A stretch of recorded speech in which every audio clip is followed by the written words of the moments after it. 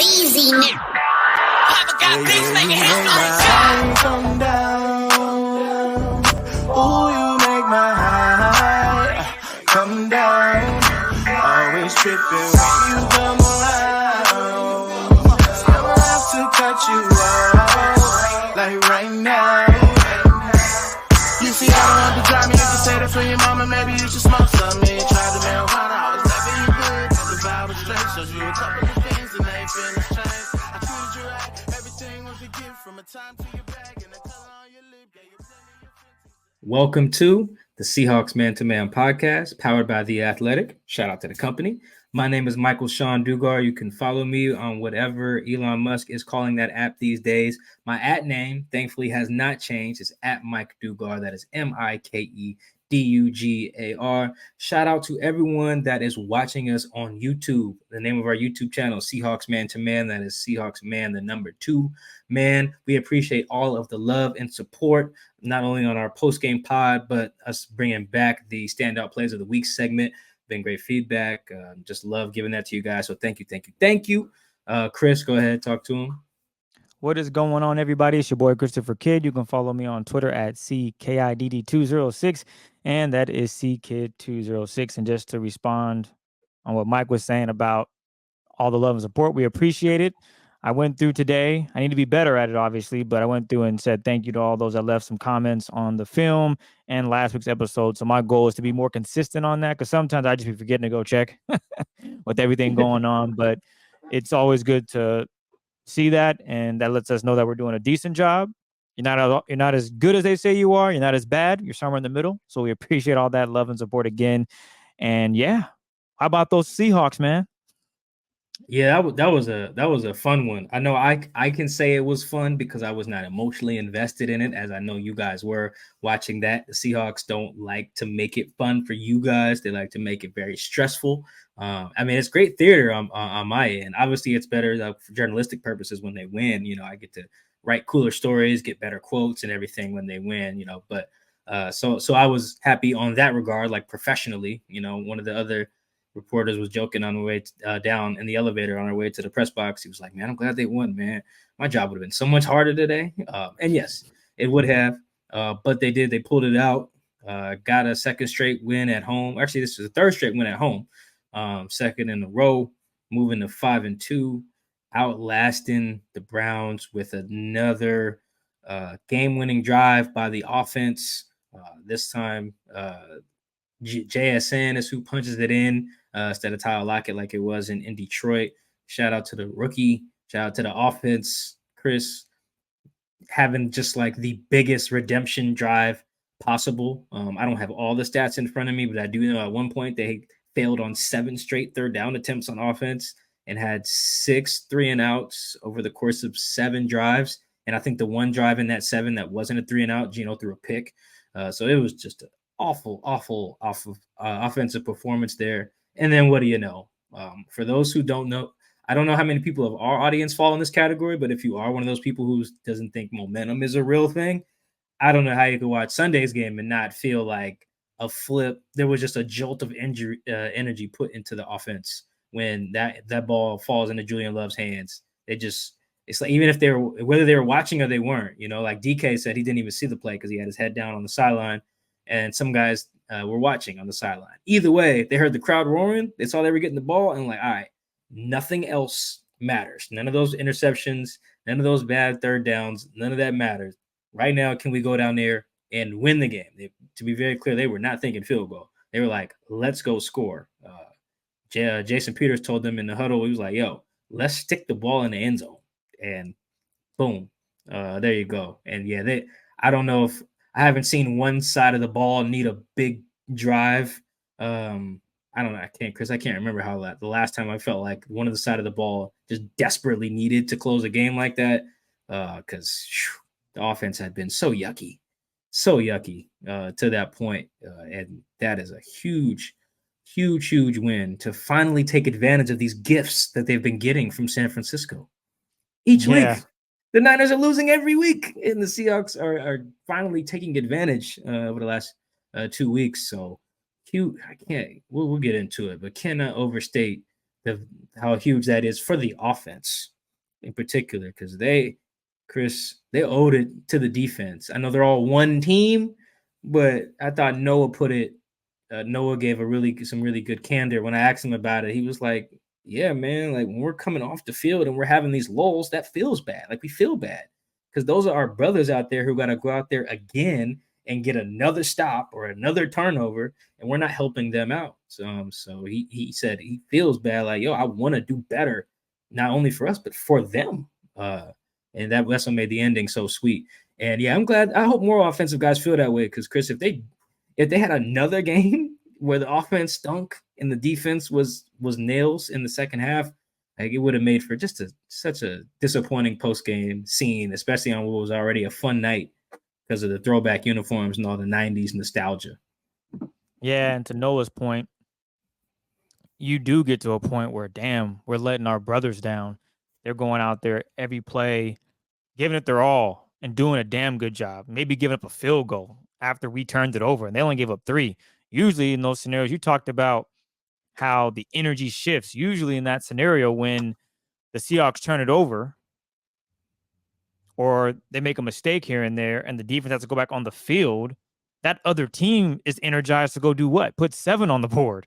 So that Right. energy can transfer, obviously, and well, not transfer, but it's the opposite in this scenario where Geno throws a pick. Okay, now the defense has to come on the field and get a huge stop. That offense now has momentum because their defense just got off the field. So the defense is working.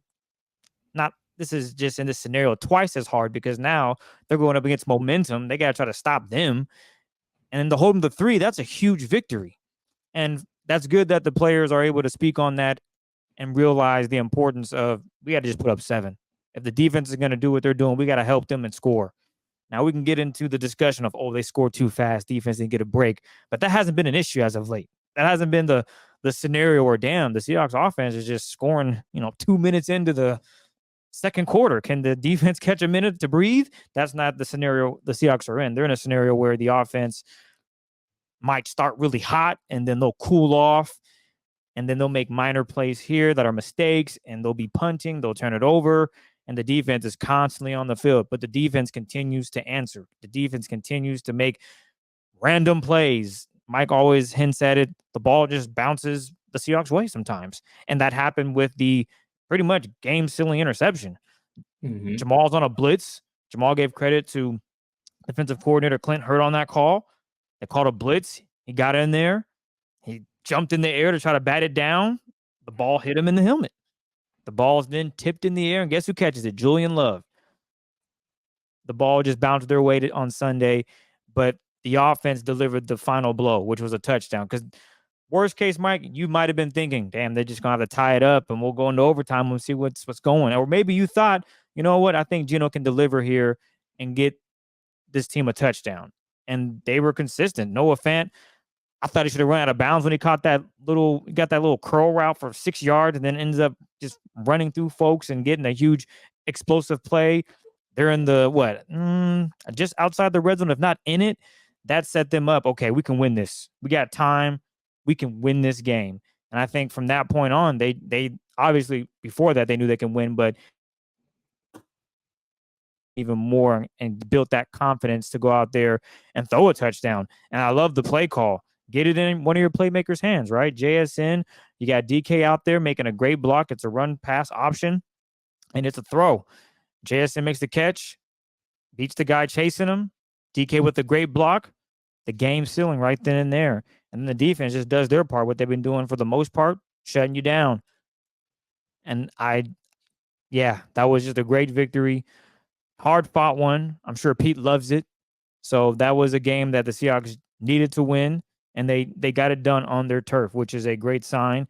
And they'll be challenged again next Sunday when they take on the Ravens. But for now, the Seahawks can enjoy this one and start preparing for their next game. Yeah, I think they had. I don't have the stats from Sunday's the Cardinals win in front of me, but I think the Seahawks turned it over either on offense or special teams 3 times in that game, and I think they only scored once on those. It might have just been a field goal. I know after Geno's interception that wasn't in the red zone. After both interceptions, they didn't score, I don't think, any points The Bengals did. They know they didn't score any touchdowns, but I know after his interception where DK stopped running the route, the Bengals had a 0-yard scoring drive. That was their only points. It was pretty much the same thing against the Cardinals, where they really only, I think they missed a field goal after one of those, had to punt after one of those, and then made a field goal after one of those turnovers. So you're looking at 3 points off of like 3 turnovers, I think. Today, very similar story. Geno throws a pick at the end of the half. That didn't really matter because they kneeled it out. But then Geno throws a pick in the third quarter, and right after that, I mean, they're basically in field goal range. I think they started at Seattle's 39 there, so they really, one first down basically puts you in field goal range. But on 3rd and 4, Trey Brown wins a one-on-one against Amari Cooper and holds in the 3. Like those are the type of positions, to your point about being like working double. I think that is a way to put it, because now you are playing against the Browns and the momentum that the offense has created against you. Yeah, and they've handled that really well. Yeah, they've handled that really well, and that's a credit to the mentality of these guys. They're not really worried about what the offense does. They're like, when we're on the field, we don't need to give up points. Simple.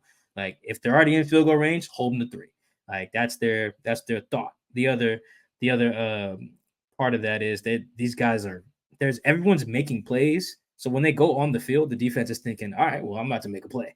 Yep. Like everyone wants to get the fumble, get the strip sack, get the interception, get the PBU. It's like a competition up there. So I think, and the other part of that is they rep these sudden change moments, is what they call them in practice. Like Pete will just be like, all right, sudden change.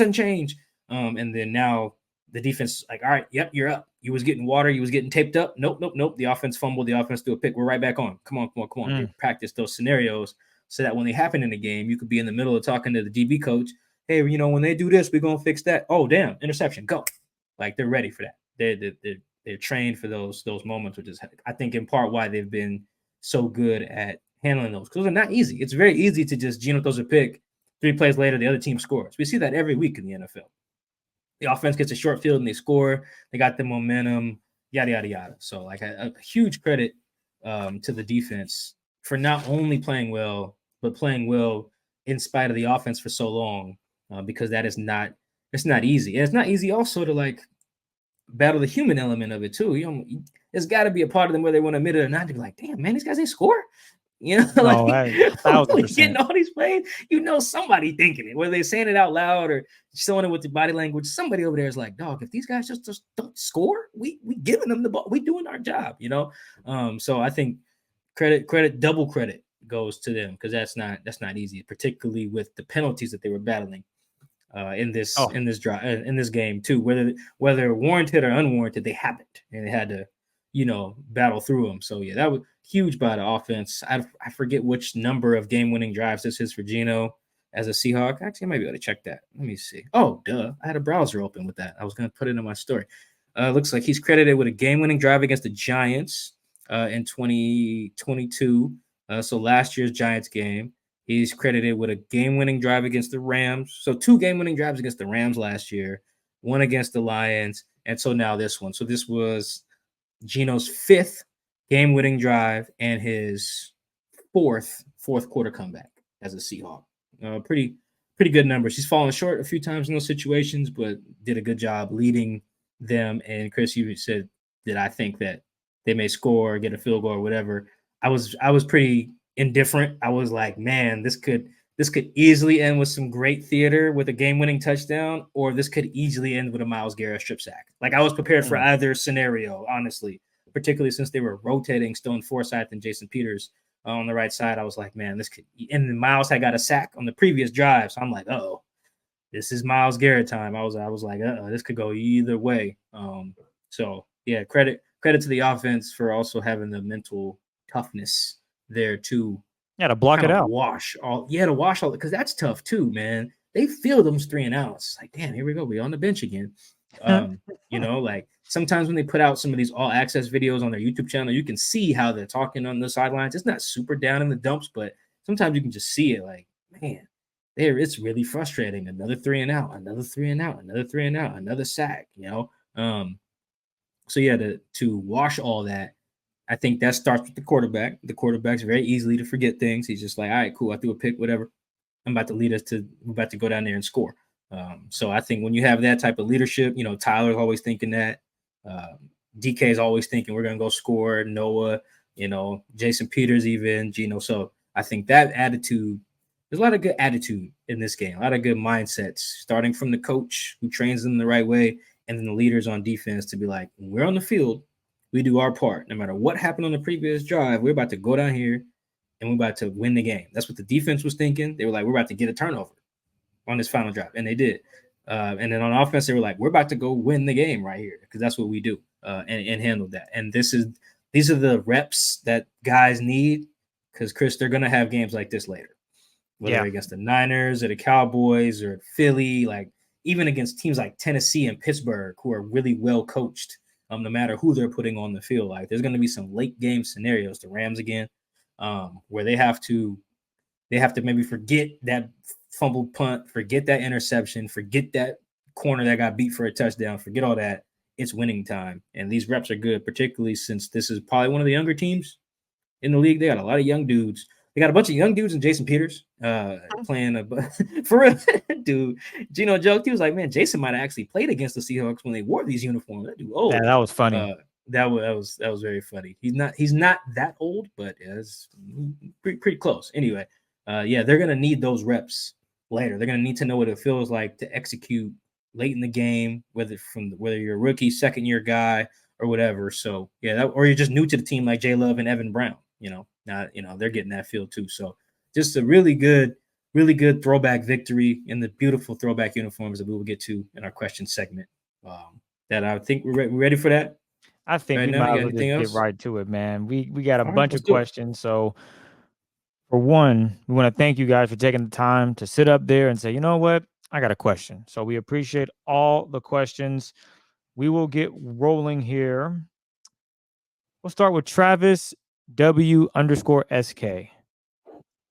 Is Dee's role just going to be gadget player in the system? What does he need to do to get more opportunities on this team? And what do you think the future is for him?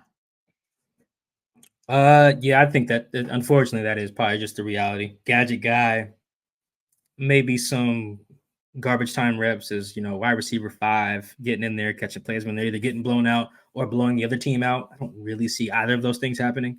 A lot of their games are going to be down to the wire, but in the event that they're not, I think that's it.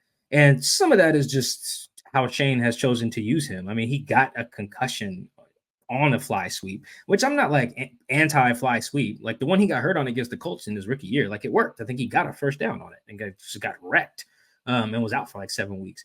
But then that was the only way he was pretty much used, and I think that's not the way to use him. But at this point, it doesn't even really matter because of who's ahead of him. Like, look at Chris, their top 4 is solid. Like we came into the season, like they'll give the Bengals a fight for their top 3 receivers. And the Bengals are probably still get the nod there. Like they had a really good win against the Niners today. And that offense is legit over there in Cincinnati. But like, if you want to talk about a top 4 now, you got something cooking. The Seahawks are really deep.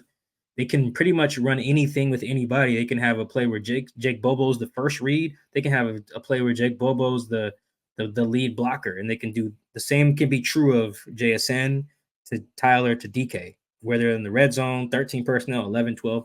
That just leaves D currently as the odd man out. It's going to get some touches, but there's not much of a role now and going forward. All those guys I just named, they're under contract for multiple years. Like it's a really crowded receiver room right now. It's a good problem for the Seahawks to have, but it is going to leave someone out, the odd man out. And right now that is D. He had a good kick return today. I forget he almost popped it was like in the first half, second half. Yeah, it was a good one. He runs really hard too.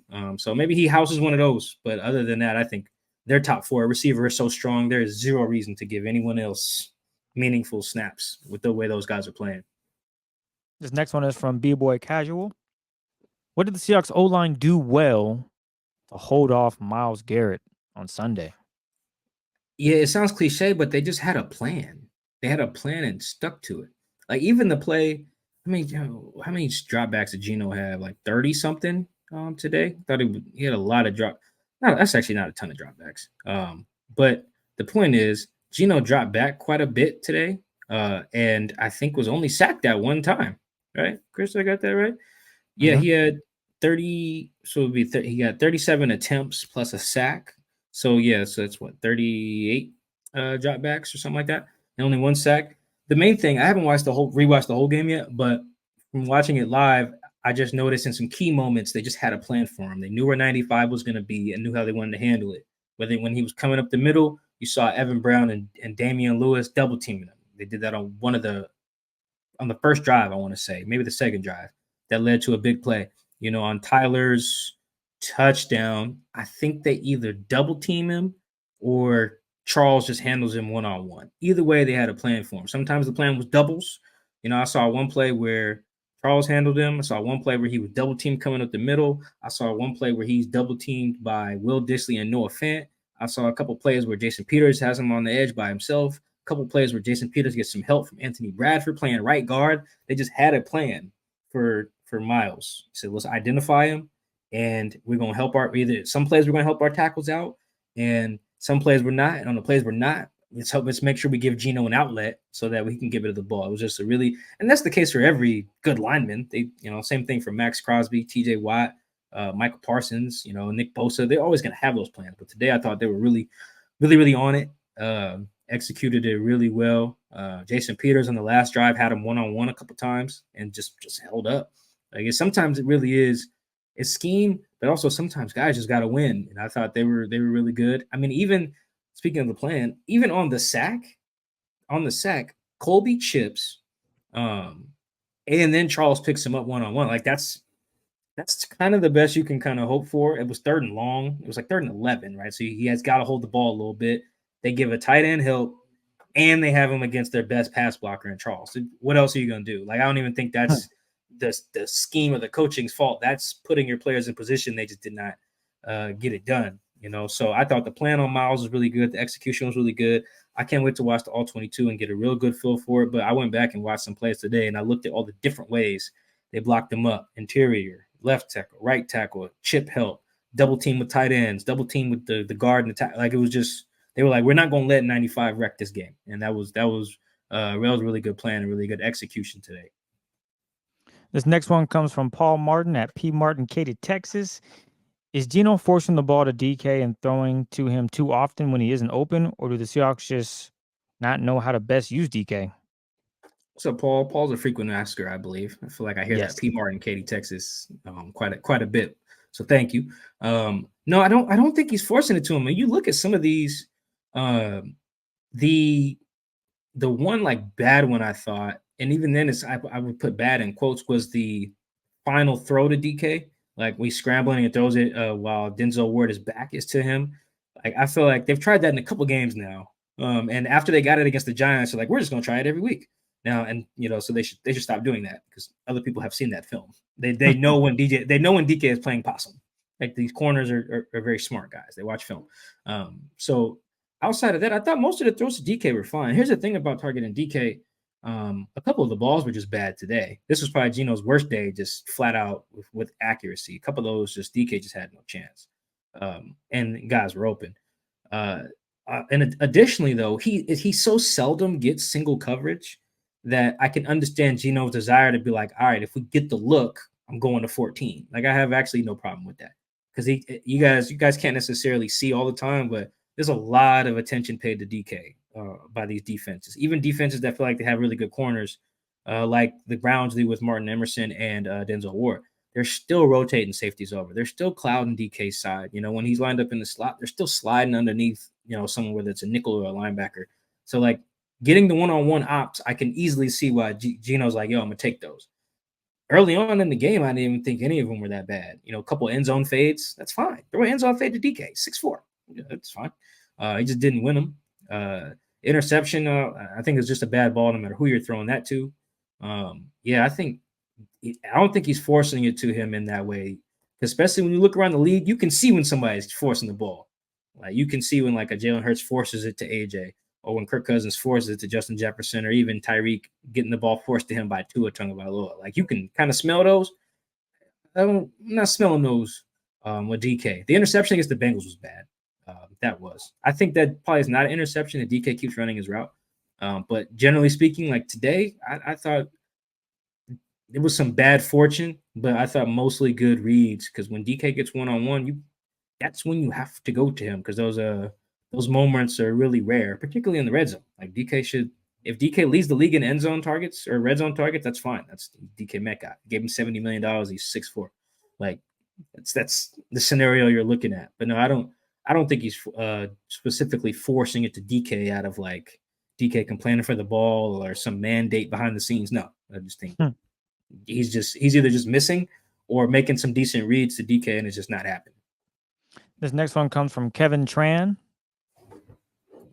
Second half woes on the offense. What do you think they are doing in the first half that they are not executing in the second? Yeah, that's a good question. And we've talked about this on the show before, Chris, but I think we even had a player speak to it. Halftime is not that long. And, you know what? I think it must have been we had Matt Barrows on, who covers the Niners. Yeah, he told us the story about that. When you guys get a chance, Matt Barrows, type in just Matt Barrows 49ers locker room story or something like that on Google or The Athletic or whatever. Matt got to be in the locker room with the Niners, I believe, when they beat the Bucks last year, like at halftime. Crazy access. But I bring that up to say halftime is not a ton of adjustments. Like I think halftime's only 12 minutes. So you get in there, you guys get taped up, whatever, they eat, they check their phone, they take a dump, like they do all these other things besides just fix everything in like 4 minutes or whatever.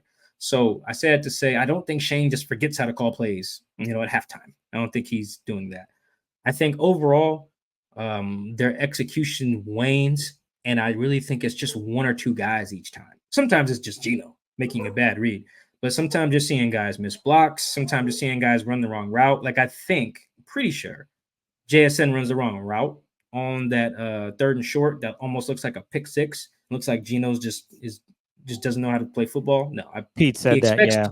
Oh, Pete did. Okay, cool. Yep. I'm glad Pete confirmed that. Yeah, JSN ran the wrong route. So he throttled down against the zone when he wasn't supposed to, or at least Geno didn't think he was. Like that's not anything to do with Shane, right? Like I don't think it's just play calling. I think they have a lot of stuff that goes wrong, a lot of missed assignments, a missed block here, a missed throw there. Some of it today, I thought, was really good plays by the Browns. I don't know if you guys been paying attention. It ain't just the Browns front line that's been contributing to them being a really good defense. Their DBs are solid. Like really, Martin Emerson can play. Denzel Ward, he can play. Greg Newsome, I think he got hurt. He's like their nickel guy. He can play. Like they got dudes over there. Like I think Chris, when was that in the first half? Geno throws a fade ball to Lockett. I think it's Newsome that just boxes out Lockett on the sideline. That ain't got nothing to do with Shane. That's just a really good play by a really good DB. I think that's the kid at Northwestern. He's a solid kid. So I do think here's something we can all agree on. If you run the ball better, particularly in the second half, you don't have these problems. You don't have to throw and catch and connect on and be in sync on those type of things. Chris, let me see how many times they ran the ball to the running backs in the second half of this game.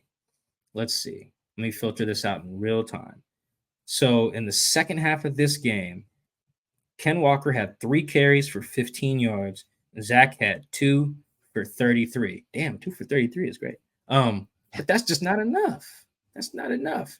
You got to run the ball and run the ball better in the second half. That'll fix a lot of things. You see how great Geno was on play action today? He was nails on play action today, except for the one on third and short where Noah just wasn't open. Again, a play call that was nothing to do with Shane. Noah didn't get open. Well, that actually goes on that one. Yeah, that actually goes back to, remember last week, maybe 2 weeks ago, someone asked, hey, why not just give max protection? And that is why you don't do max protection, because on that scenario,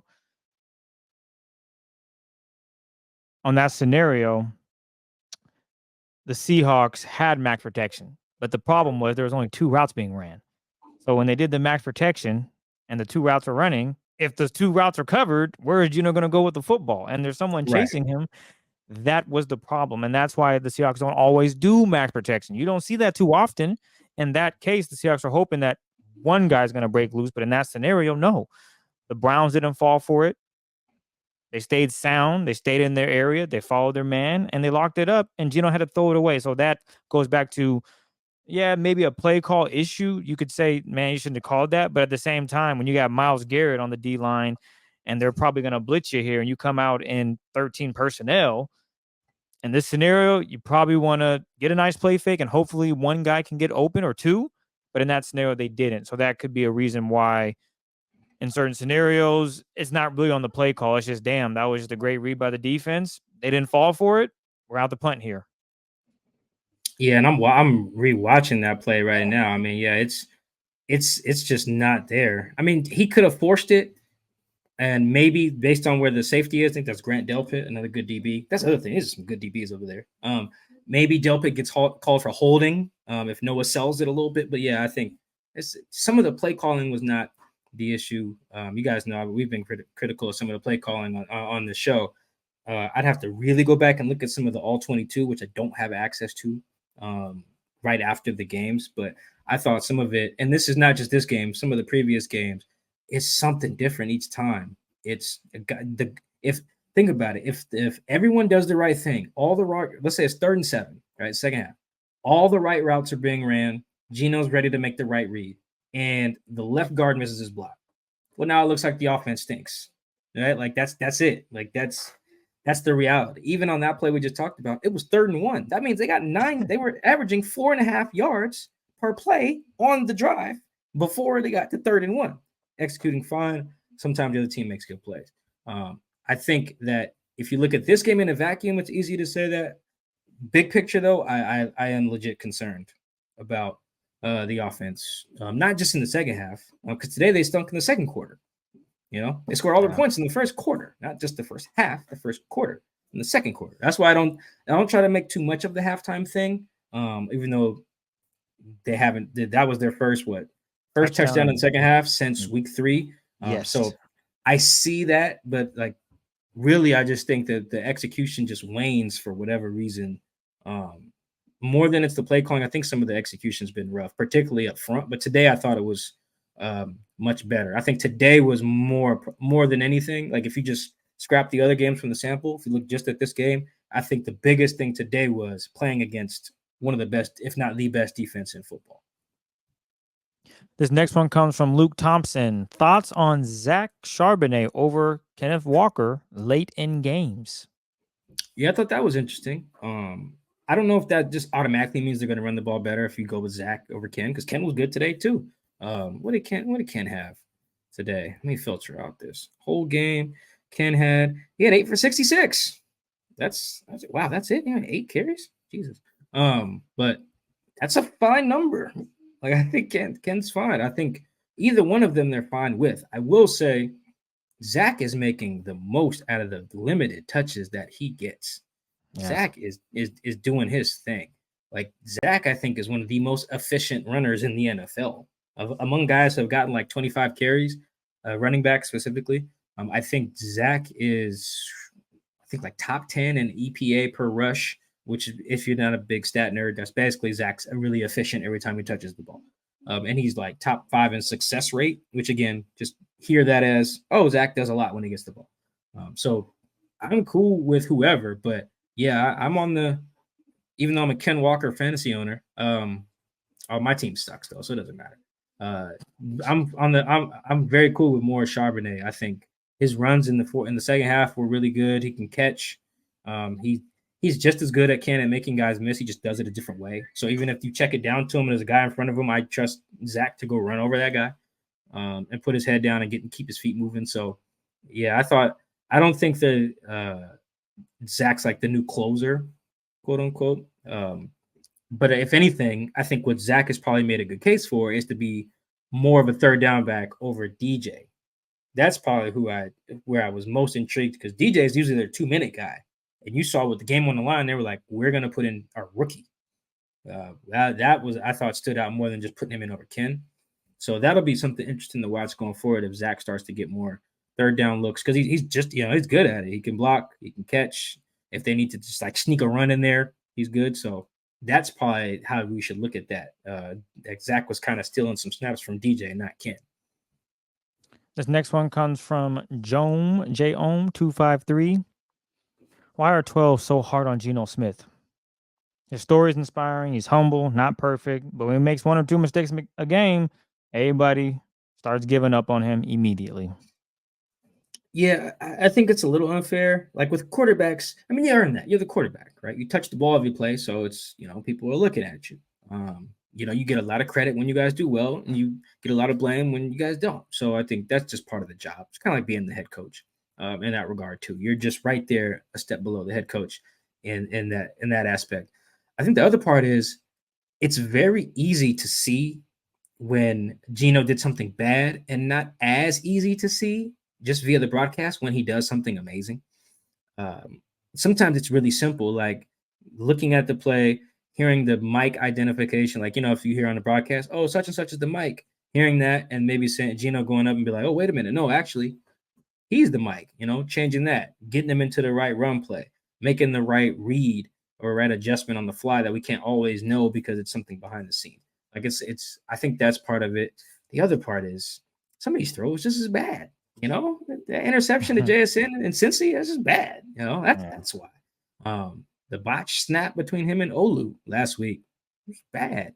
The throw to Jake Bobo that got picked last week against the Cardinals, it was bad. Some of these throws just bad.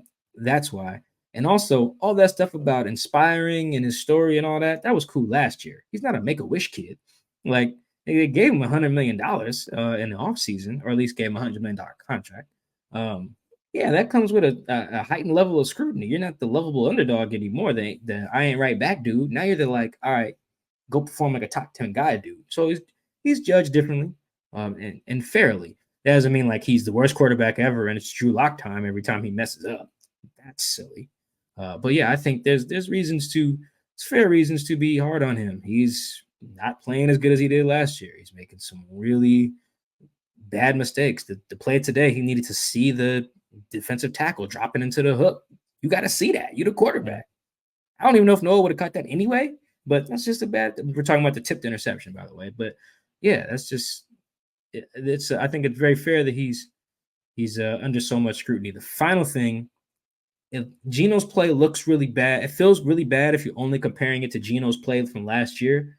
Guys, I got to tell you, relative to the rest of the league, Geno's playing like well above average ball. Quarterback play is just down this year. I mean, really outside of, let's workshop this real quick, Chris. Outside of Baltimore and Miami, how many teams are like over the moon about how their quarterback is playing right now? It's like, not many. Search Justin Herbert's name during the Chargers game. Like, Mahomes had his flu game today, so like maybe they're letting that slide in Kansas City. I don't know. I have not looked at how they are reacting to that. But I mean, just if you're just looking at the guys who got paid this offseason, look at the Daniel Jones discourse over there. Look at how Broncos fans feel about Russ. I know they won today, but big picture.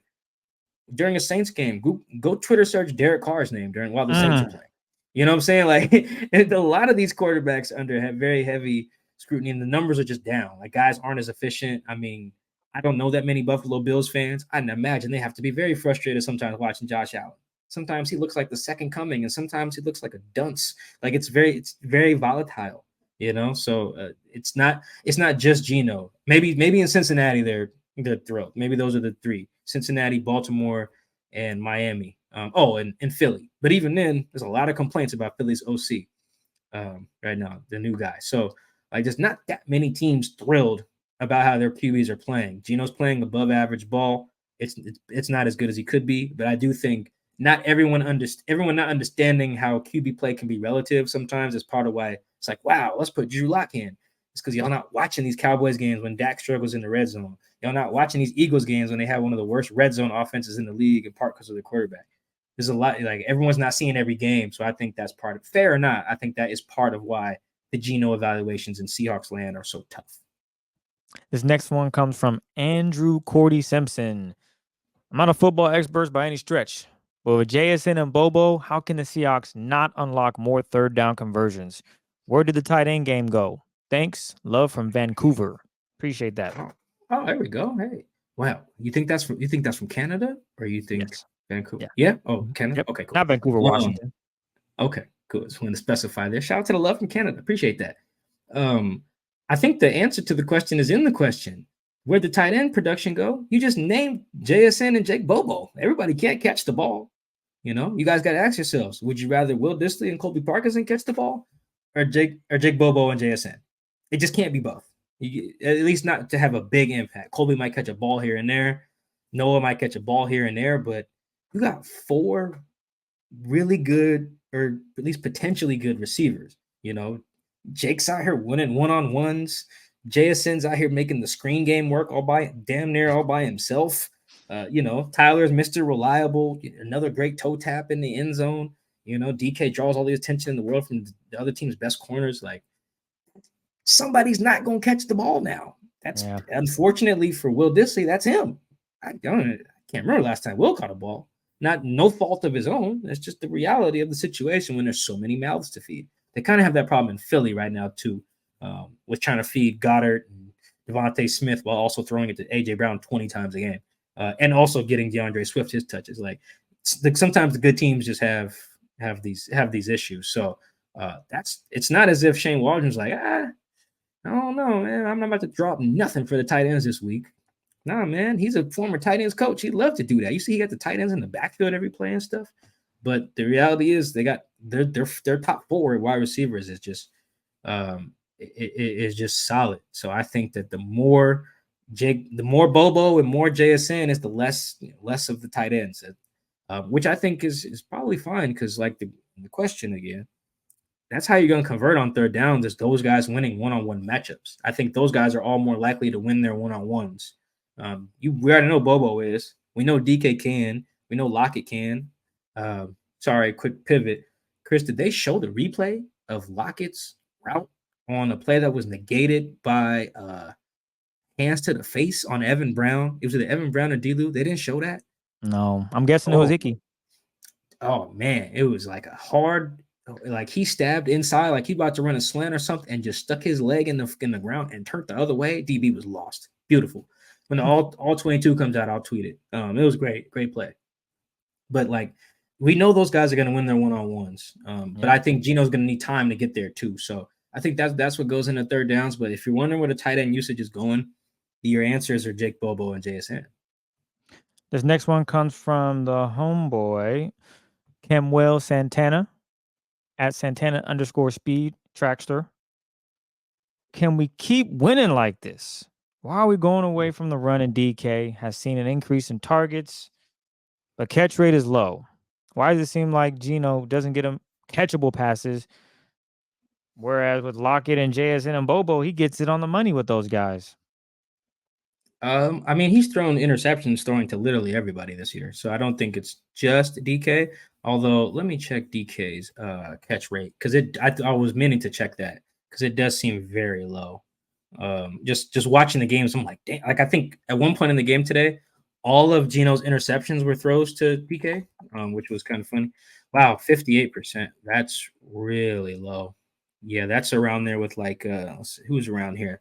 That's 117th out of 139 qualified receivers. Oof.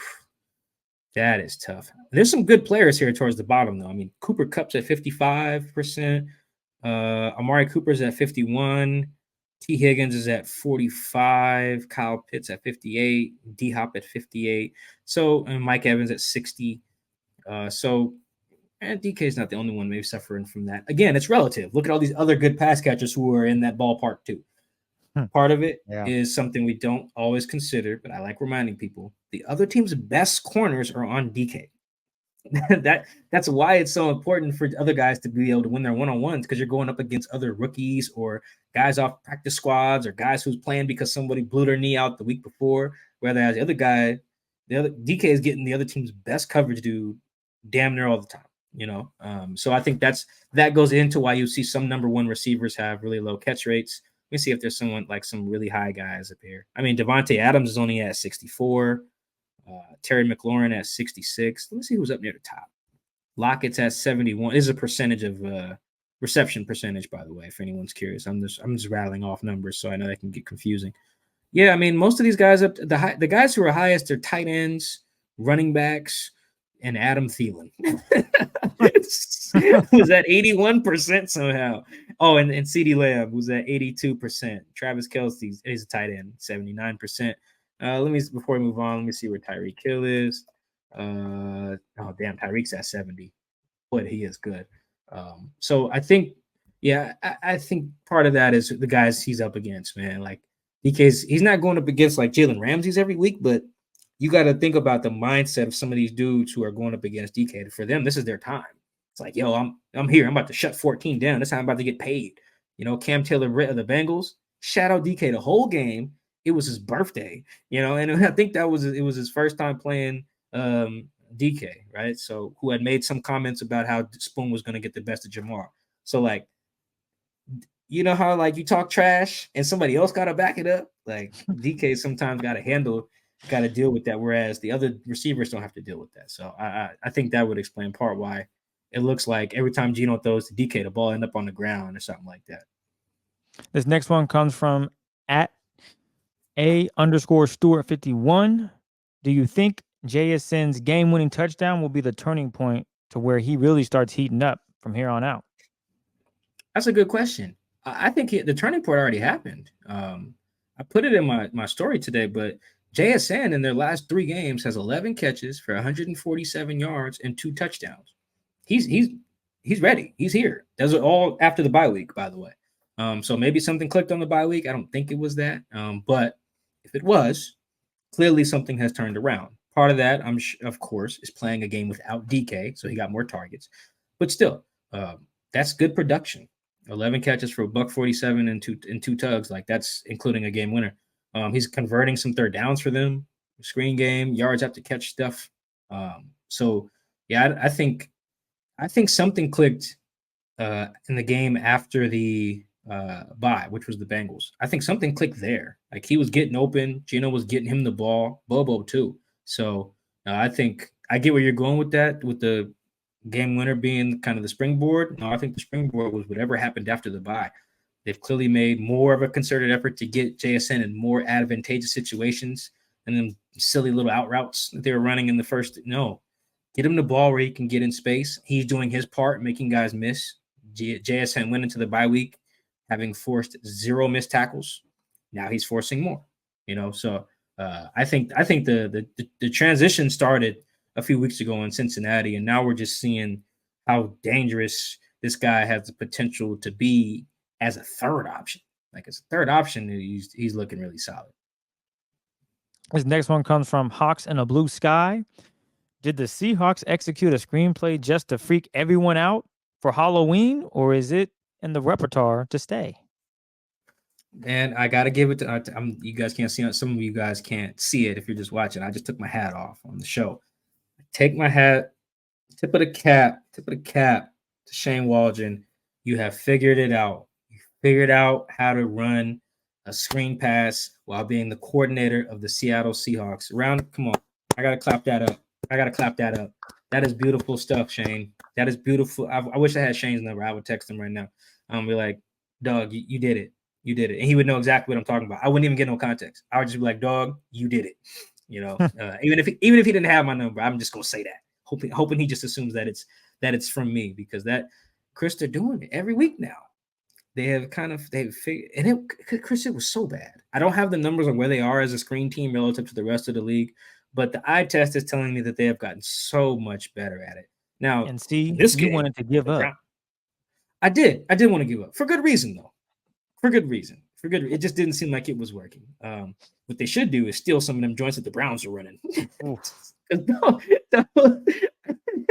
They ran 3 straight and scored, Mike. I ain't never seen that before. I brought a DM my editor in the middle of the game. I said 3 straight screens. I ain't never seen that. 1 to the 3 left? straight screens? Or 2 to the left, wasn't it? It was, I think 2 to the left. Hold on. I and wrote then down one, they faked left and to the right, and then they threw it to Njoku. I said, damn. Screens. They ran 3 straight screens they ran run the hunt for 12 yards, one to Pierre Strong for 40. I think Jordan Brooks got held on that. But either way, they didn't call it. And then the 18-yard touchdown to Njoku. 3 straight plays. I think that's 70-something yards. That's crazy. I ain't never seen nothing like that. And then they broke another big one to Njoku, I think, for like 40. They got over 100 yards today on screens. Let me see. What did PJ throw for? PJ threw for 248. I would probably guess 50% of that is screen passes. That's nuts. That's a lot of screen pass production. So maybe the Seahawks need to steal it from them. But no, I do think Shane has figured something out. I do think the key, and Chris, I'm pretty sure we've talked about this, is to stop involving the linemen. They just couldn't get the timing. They can't get out there. Yeah, with timing that up to letting the defensive lineman come through, getting the offensive lineman out there, blocking it up. It just was not working. I think they did get one of those today in the first half to JSN after Dee Eskridge's fly sweep. No comment. They get those yards back with a kind of more traditional screen, but I'm way more in fan of the ones where the lead blockers are the receivers because they have a really willing group of blockers. Like if Jake Bobo and DK are the lead blockers on a screen for JSN, that's cash.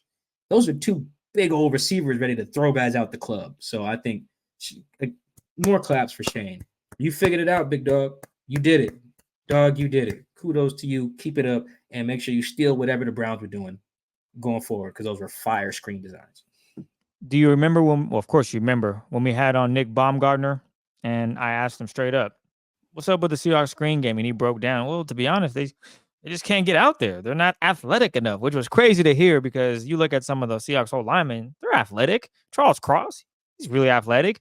But as a unit, they just couldn't figure it out. And to your point, when you got Jake Bobo, DK Metcalf, they're willing blockers. We've seen Jake Bobo in motion, okay, to set blocks. He will go chip a D in and then move up his way to go get the corner or the safety. And he's pretty good at that. He's money. Maybe this week that'll be one of my plays of the week where Jake does that. I mean, hell, he scored on Sunday against the Browns. They ran that same motion, but this time they said, here you go, Jake, why don't you just run it in? And he was able to score. So, yeah, screens are here to stay, baby. Imagine if Shane would have gave up on him. Seahawks would not have scored a touchdown, Mike.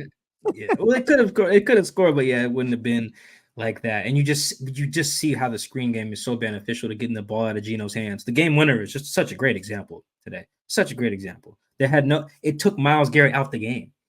You know, on the game-winning play, it happened so fast that Myles Garrett could not impact the game. That's putting your team in position to succeed. Also, Juan Thornhill to probably just his feet just stuck in the dirt on that, but whatever. Seahawks took advantage. But yeah, the screen. Shout out to Shane, man, you did it, dog. This next one comes from Young Slick X, player of the game from the offense and the defense. Another frequent question asker. I'm pretty sure the Young Slick X sounds familiar. Yes, shout out to you. Appreciate the love. Let's see. Let's workshop this, Chris. I struggled with this even when I read the questions. The question? Yeah, beforehand, offense was just so shaky. This is gonna sound crazy. I kind of want to give it to DK. On offense, here's at least he had two of my favorite plays, and the two favorite plays don't even involve him getting the ball. I do think as much as has been made, and rightfully so, of DK's attitude and his his just attitude about his role in the offense. And I think he rubbed some people the wrong way with his press conference ahead of the Cardinals game, where he talked about how he wasn't going to change how he plays despite the penalties. He didn't care what Pete Carroll said about the penalty board. It felt very, hey, dude, there's no I in team-ish, And that was all very fair criticism in that regard. Some of the other criticism overblown. Anyway, but as much as there was focus on DK's attitude, look on the final drive of the game. Who's lead blocking for Noah's 27-yard catch and run? Who's lead blocking for JSN's game winner? Right? Like those are unselfish plays to help the team win that don't got nothing to do with him getting all the glory. Right? You get no stats for blocking. At least like you just don't. And he did that. So I think not just that those were good plays. I think in the context of kind of the DK discourse, for lack of a better phrasing, that will probably be mine, because it's very easy to just go catch the ball and score, like to be the hero, but to get in there and say, no, this play is not for me, but I'm gonna block my butt off because it's what the team needs me to do. I thought that was good.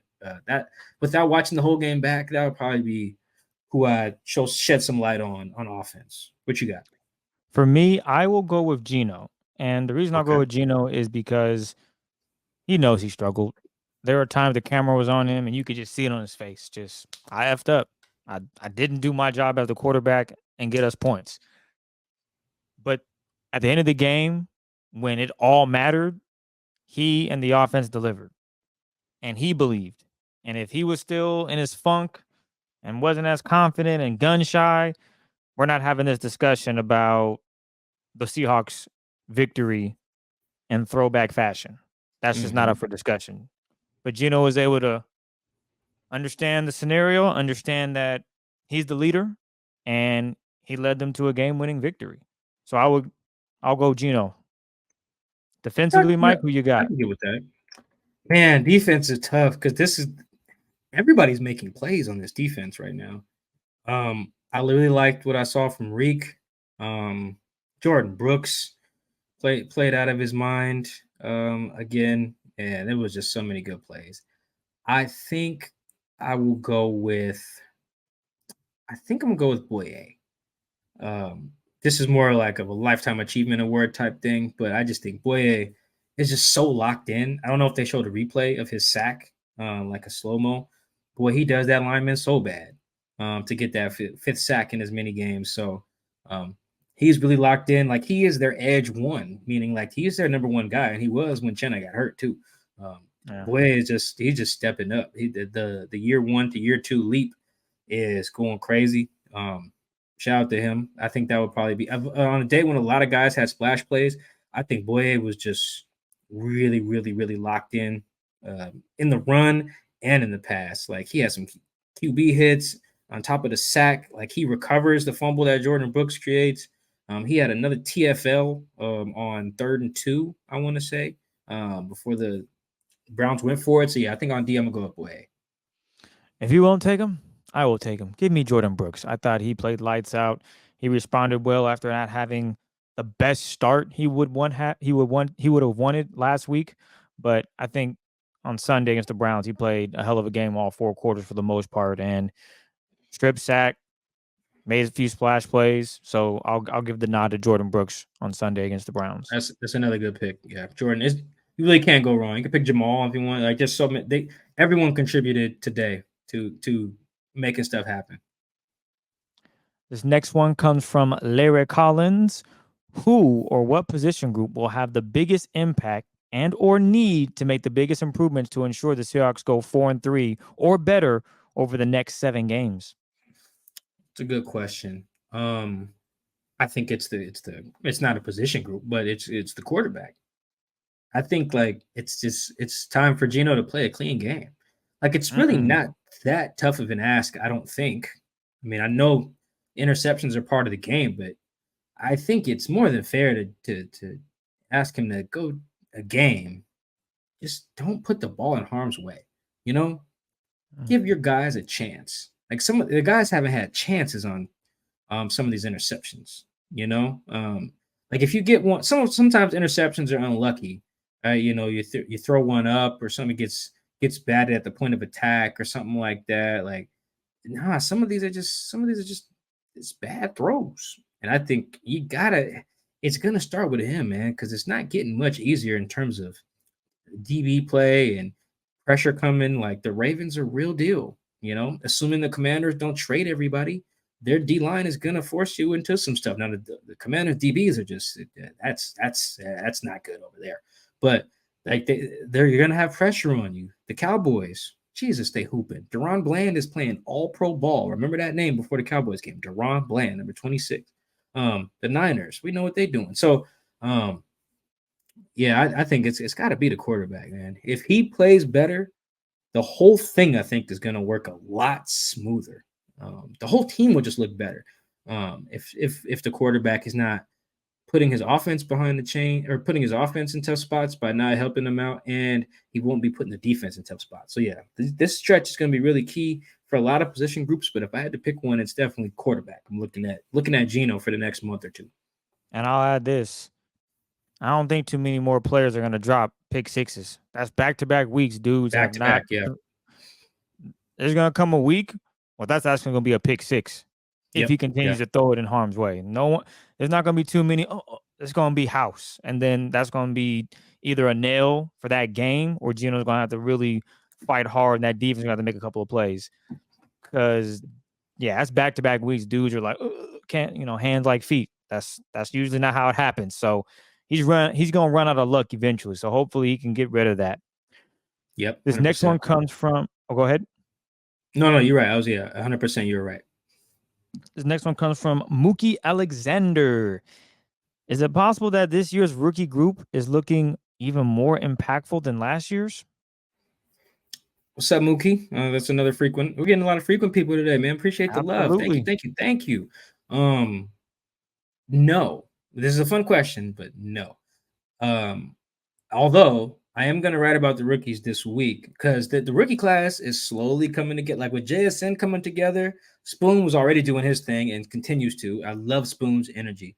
I also love, you guys can probably see it a little bit when he does press conferences, the contrast between Spoon on the field and then versus by the time we get to him.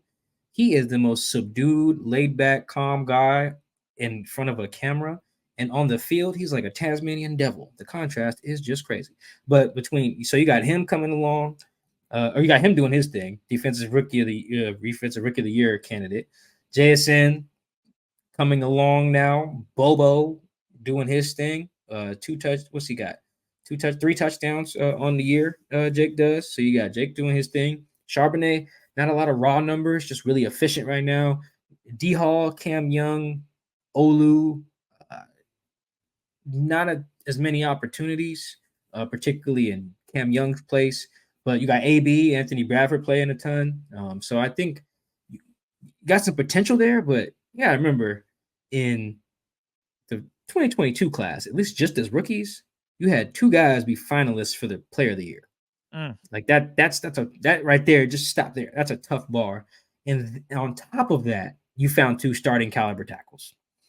And that's before you even get to Kobe Bryant and his role as a nickel. So I think it's close, but I think the top end, like right now, Spoon is like defensive rookie of the year candidate, but Reek was last year, and Ken was on the offensive side. That's really tough to top. So I think we're trending in a good direction, but that 2022 rookie class is just going to go down. It's just a very, very special group in a way that's going to be hard to top. This next one comes from AJ. Excluding Geno, what's the most important position or position group for a winning NFL team? Okay. Oh, that's easy. Offensive line. Guys, every week we are reminded of how important offensive lines are, whether teams have a good game or a bad game. I think look at the final drive there. Like today was a really good example. Like Geno, the throws Geno made to win the game were not crazy throws. Like look at the first one to Tyler. That is actually a good, like he had time to get to the next read because the read is to his right. He comes all the way back across the field and finds Tyler on the crosser. But he had time to do that. With time is usually pretty decent, but look at the throws. He has time to hit an easy crosser. The ball placement on the slant to DK was good. He threw it behind DK, but it was away from Denzel Ward. I thought that was actually really good. But even then, it's not like a super difficult play. Throw to Noah is just a simple little out route, and even the game winner is he threw that behind the line, So he had time to do all those. And I think, well, except for JSN's, that's just simple. But I think the O-line, when you have a dominant O-line, you can do damn near whatever you want. The Browns were showing that too. PJ Walker made some throws, but like we just said, half of them damn yards were screens. When you got a good O-line, you can run it. You can do the screen game. You can get creative. You can have any quarterback have time to make plays. So yeah, I thought if you're building a team, you give me the 5. I could take Chris, who'd you say is like the 30th best quarterback right now in the league? Like Zach Wilson or something, probably like Tyrod or something. Somebody bad quarterbacks, but yeah, somewhere in that category. Yeah, somewhere in there, right? You give me Zach Wilson, but then give me give me every first team all pro lineman from last year, put them in front of Zach. I can get you we're gonna win 10 games because my offense is gonna be so cold to the point where Zach can't even goof it up. Like, shoot, the Jets won today.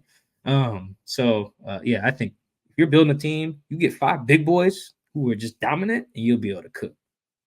The funny thing is, when we play flag football, we used to have drafts where we would pick players, obviously. We still do it, but in this scenario, there was a lot of fat men. So I would always tell the quarterbacks who would pick the teams, get you an O lineman first. I don't care who you get after that, but make sure whatever team I'm on has an O line. Because if I get on your team and the line is a bunch of guys all my height, well, who's going to play line? We have no line. So always draft the line. Always. And this makes perfect sense. If you have a stacked O-line, it doesn't matter who's on the other side of the football. There's no one's getting to the quarterback. There's no pressure. You can drop run the anything. ball with a good O-line too. And you can run the ball. That's another thing you don't Well, do not in in flag, but yeah. Yeah, exactly. But for the purposes of this, having a good O-line can send you a long way. To the Super Bowl. I think Mahomes is always in the Super Bowl. Bingo. Some of the best O-linemen in football been playing for the Chiefs the last few years. Exactly. This next one comes from Robin L. at Sodo First. Did you think the hands to the face penalties on I almost said Tariq, on Reek and Spoon were justified? Okay, so looking specifically at the hands to the face, I know Chris has these up. I thought this is the DPI on Reek. Chris is showing on the screen. It was against Amari Cooper on 4th down. I thought that one was just a bad call. That one was easily a bad call. And I tweeted this in real time. It was really bad in the context of the game flow. They were letting the DBs on both sides and the wide receivers play for the most of the first part of that game. And all of a sudden, they call a really ticky-tack DPI on Reek, who doesn't do anything extra. Him and Amari Cooper just fight. So, I mean, like I said, Chris is showing that on YouTube right now. And I thought that was that's a terrible call. Like, even Amari Cooper knows that's probably not DPI. Now you go to the illegal hands to the face on Spoon, which was quite. I don't think the Browns ended up scoring on this drive, but man, that was huge. It was like 2nd and 18 on this. And Trey Brown had just made a really good deep PBU on that. Like, it was really good. The issue with Spoons is, he got him in the helmet. That's tough. That's tough. You even if they had been letting you guys play, the way that they called the Reek one let you kind of know, all right, we got to chill out a little bit. And he just got him smooth in the face right off the line. And it sucks because that was away from the play and it didn't impact the play in any way. Just like the one on Reek on the final, I guess the second to last drive of the Browns. That too is a legit call. I don't know what Pete Carroll's gonna have to say about those on Monday, but I thought in real time it was like kind of ticky-tack. And then I watched like slow-mos of both of them. And like Chris showed me slow-mos of them. I was like, oh, okay. You guys are getting them in the face. I do think part of the issue with Reeks is just his height. He was so much taller than the other guy. I think he lines up against Donovan Peoples-Jones, who I don't know how tall he is. Chris, you know how tall he is? Top of your head? Let me see. Donovan Peoples-Jones. He's 6'2", so he's a little shorter than Reek. So when Reek puts his arm out, it's almost naturally around Donovan's kind of face area, especially when he like ducks down to break into his route. But yeah, I thought the DPI was terrible, but I think the illegal hands, it's ticky-tack, but after the Reek play, you can kind of see like they had established, all right, we're going to be ticky-tack today, and if they're going to be ticky-tack the rest of the way, then I can see them calling illegal hands on Reek and on Spoon. This next one comes from @Shadon Season. What did y'all think of the defense's performance on Sunday against the Browns overall? I thought the defense was really good. I thought they handled their own. I thought keeping Chris, they haven't allowed a touchdown in the second half since week 3. Yeah, I saw that. That's really, really hard to do. That's tough. So I thought they were they weren't like lights out. That's probably not the word for it. But they were really solid, man. They like we talked about earlier in the show, they were putting some really tough spots, some short fields, some sudden change stuff, and just handled it. Even the final drive, like most defenses would probably go in that thinking, All right, let's force a punt. No, they were like, we want the ball, and then got the ball. You know, like that is what they thought. Because Clint Hurt tells them every day, our standard is 3 turnovers a game. You know, and that was their third one. Even in the final drive, like they're just licking their chops at that point. At that point, you know the Seahawks are going to eat when the other team has to throw to go win the game because you know at this point you just know Darrell Taylor's good for a sack to end the game. Your boy doing it last couple of weeks. So, yeah, I thought the defense played really solid again. That's a really good O-line that they played good against. I'm not really surprised that the Browns were able to run the ball. That's a good run scheme that they got over there. But yeah, I thought the defense did its part. The defense, put it this way, the defense did enough for the Seahawks to win. And that's been the case for the last, like, every game except for Detroit. You know, Detroit and the Rams. So the last, 5 games, I think the defense has done good enough for the Seahawks to win. I really don't have much to add, Mike. You're 100% right. Defense played lights out for the most part.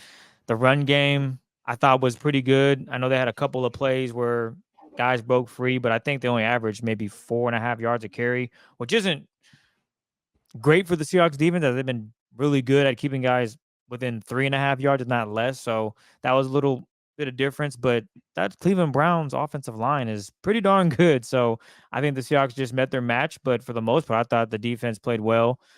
The ticky-tack penalties really hurt them in certain scenarios, so that's something they can try to clean up. Just, hey, keep the hands down. Obviously, the pass interference stuff, that can be probably easily fixed. I think it's just a week-by-week basis on the officials and how they're officiating the game.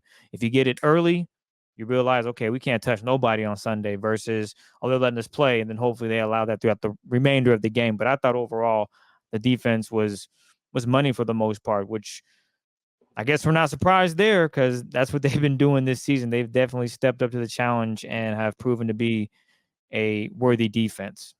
Mm-hmm. To quantify what you just said before we go to the next one, the Browns running backs had 33 carries for 133 yards. So that's exactly 4 a pop. So it's just like an okay day on the ground. Not stupendous, not stupendous, not bad. The Seahawks just did okay defending the run today. Like, it's a really good O-line. This next one comes from @DennisGill10. What's going on with the run defense the past 2 weeks? I know Nwosu was out, but they should have enough depth. Last week it was fine. You had that the Josh Dobbs joint, which was really not, I don't think, a scheme issue as much as like, Tackling. bro, he bounced off Reek, and he bounced off Reek so hard he bounces around Quandre, and I don't think that. And then, like, I think they were schemed up to. I think Jordan Brooks takes a false step too on that play. So it's I don't think. And then otherwise, the run defense was solid in that game. Because I don't have the number in front of me, but I'm pretty sure I tweeted out that the Seahawks haven't really let anybody crack. They've only let a few people crack over 50 yards. And I think the leader in that game was that dude whose name started with an E and it's super long. And he only had like 40-something yards or something like that. So yes, last week it was fine. Today, I thought the O-line did a really good job keeping them out of negative runs. The Seahawks still had some like plays for the negative, but it wasn't many.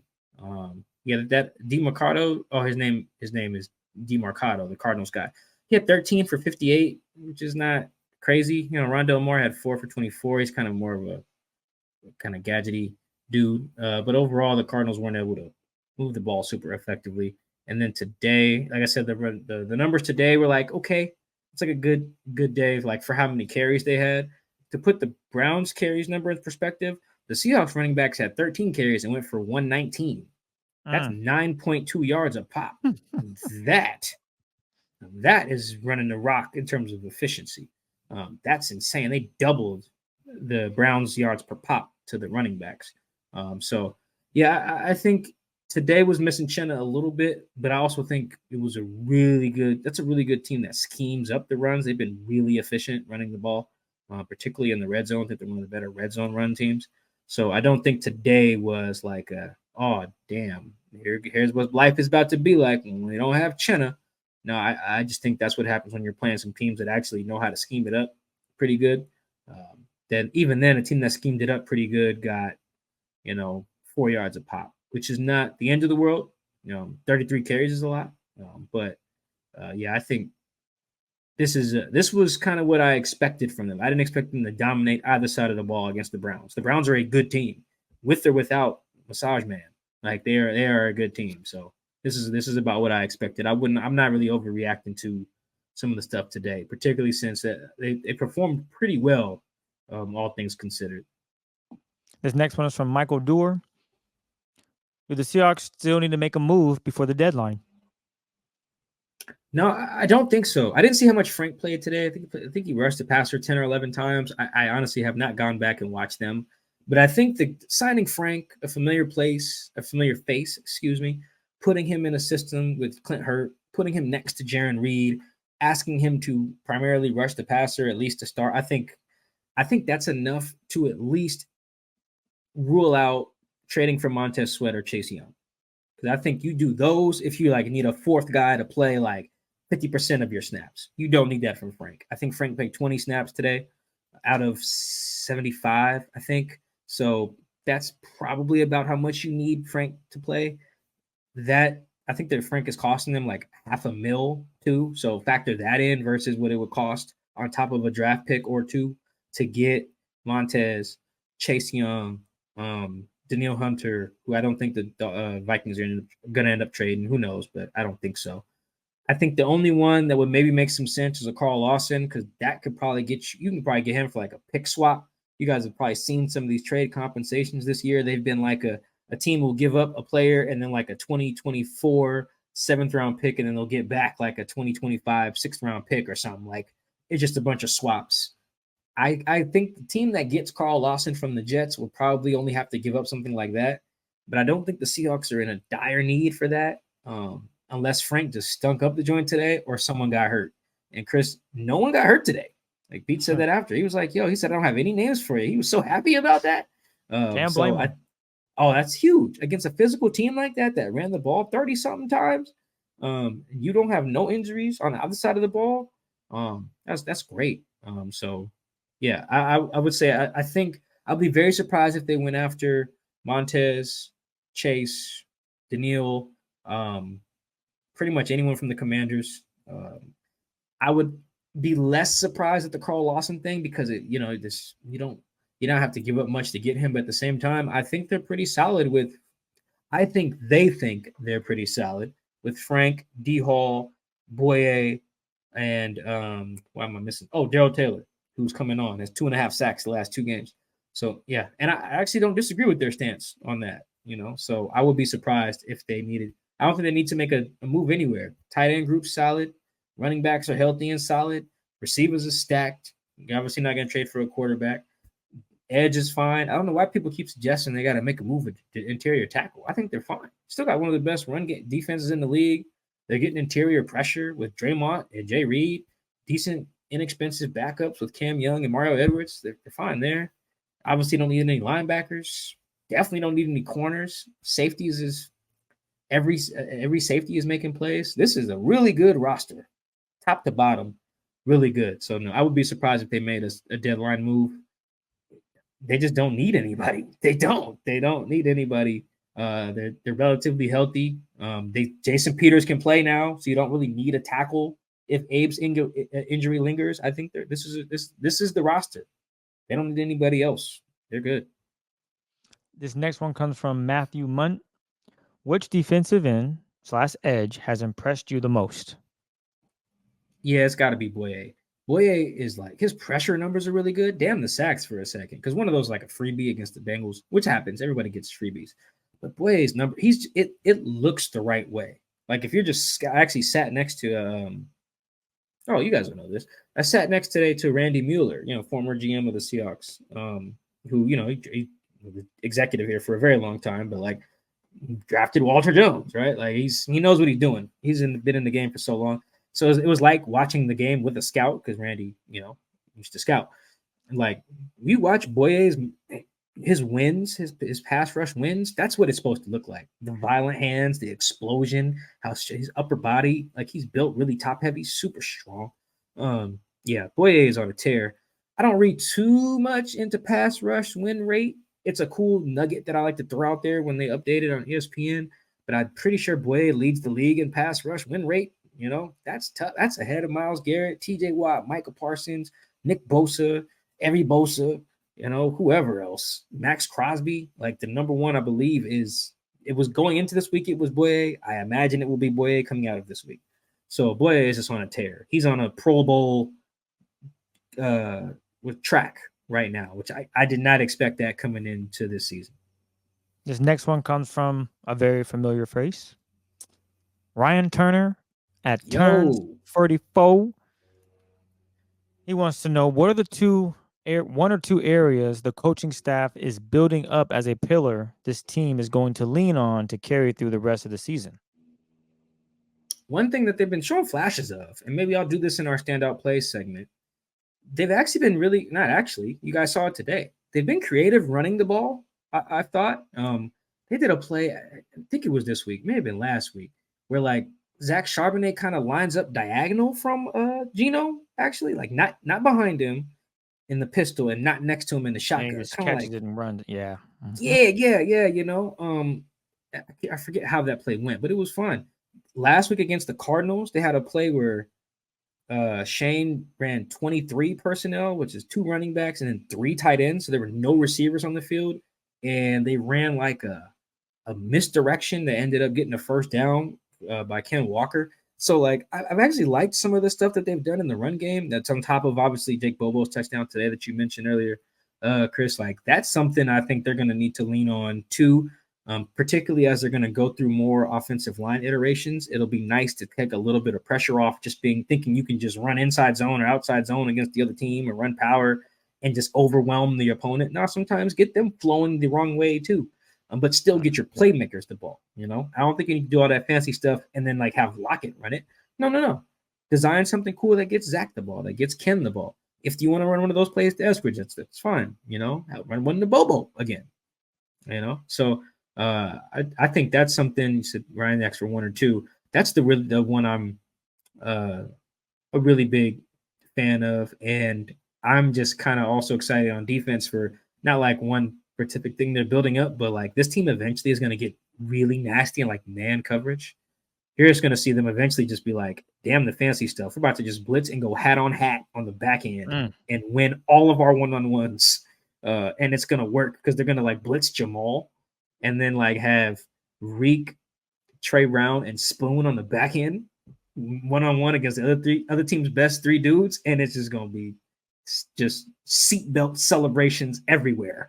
It's going to be. I don't know when that's going to happen, but you might get a game. They're going to have a game this year where they play like 70% man, and it's just going to look so beautiful. I can't wait for that day. Next one comes from Holly at Holly Keith 06. What were the vibes like in the stadium? Throwbacks were hitting hard. They really should add them to the uniform rotation. Yeah, they're wearing them again against Dallas, which I think is a great move. The uniforms with the helmets and everything. I thought the 90s nostalgia was kind of cool. They had like boxes of Cracker Jacks in the press box. The end zones were blue. They had Montel Jordan do the halftime. I forget that guy's name who played the guitar for the anthem, but I'm pretty sure that was 90s themed too. I just forget who it was. Bill and I, the science guy, raising the 12 flag, like all of that was just cool. They just did all of it. They did all of it right. They were playing gin and juice in the locker room after they won. Geno had like a throwback West Coast gangster rap T-shirt on. It was just a really cool. Boy, had like a cool Sonics old logo hat on. The whole thing was just done right. I think Spoon might have wore a Sonics jersey. So it was really cool. The vibes was great. They played a lot better than the Seahawks did in the 90s. I was a little worried about that. I didn't want too much of a tribute there. The 90s was a rough decade for Seahawks football. But yeah, great vibes all around. The media guide was 90s themed, everything.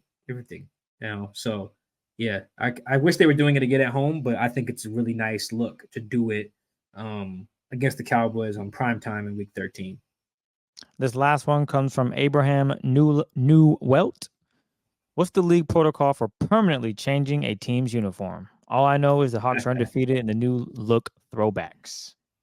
Yeah, I think you lose the allure if you wear them every week. So you can't do it every week. You can't even do it every home game. You gotta.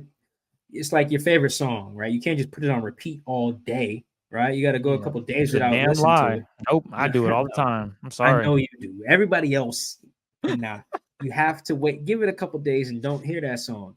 And then when you go out and hear it, radio on the radio or at the bar, at the club, you can be like, "Oh, it's my jam. Here we go." So you gotta miss the song a little bit. You know what I'm saying? So they gotta miss the jerseys.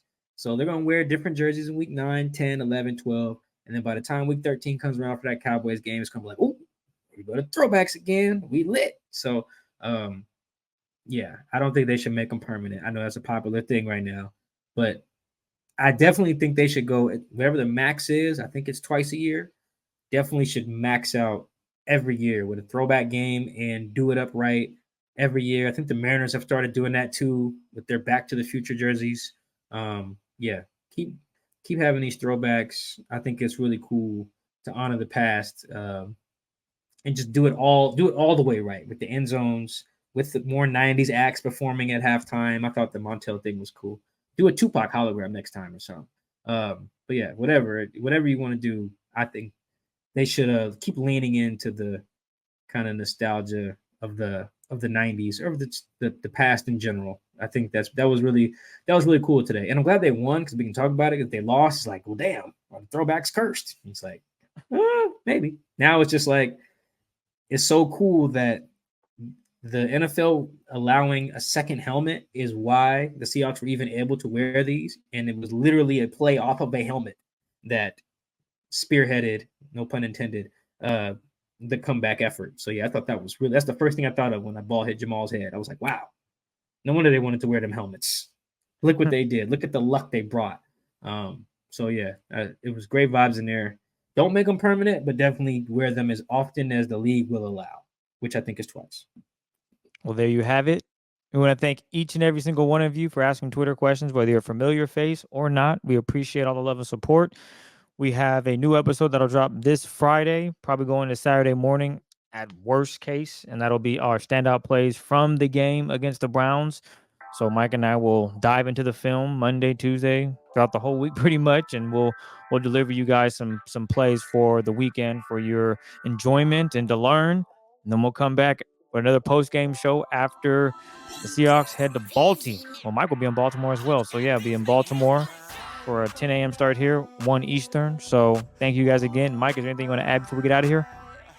Yes, thank you for all the love, all the support, all the comments, all the tweets, all the DMs, all the likes, all the subscriptions, everything you guys do to support the show. Thank you, thank you, thank you, thank you, thank you, thank you, thank you. We appreciate the love and support, and we will catch you guys later this week. Have a good week. Peace.